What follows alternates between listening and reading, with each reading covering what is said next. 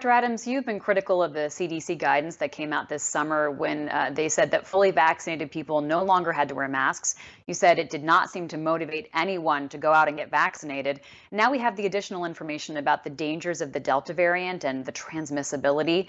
So just last week, the CDC updated its guidance calling for fully vaccinated people once again to wear masks in public indoor settings where there are high transmission rates. Does the guidance go far enough? I think the guidance goes far enough. Really, people need to understand that public health is implemented on a local and on a state level. And so what the CDC did originally was put public health officials in a terrible bind, in a difficult situation where they didn't have that cover from the CDC to be able to do the things that were appropriate based on the level of transmission in their community. The CDC has said, and I think very appropriately, if you're in a place with substantial or high transmission, then you need to be wearing a mask in an indoor setting. And unfortunately, that's about 90% of our country right now.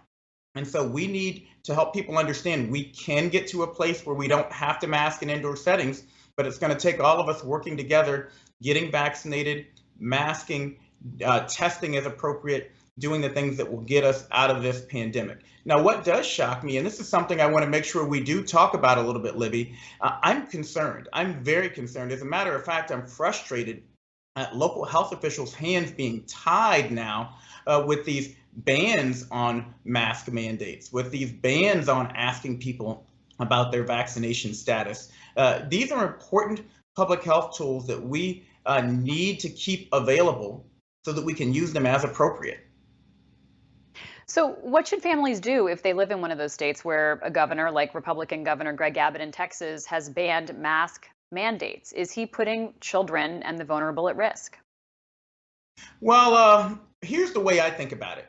The risk of your child getting hit by lightning is incredibly small, infinitesimally small.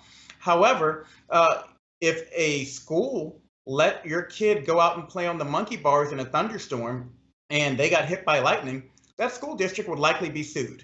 And I am very interested to see what will happen in the future if children are exposed to this virus at school and something happens and you come to find out that there were measures that could have been taken, reasonable measures, to have protected those students.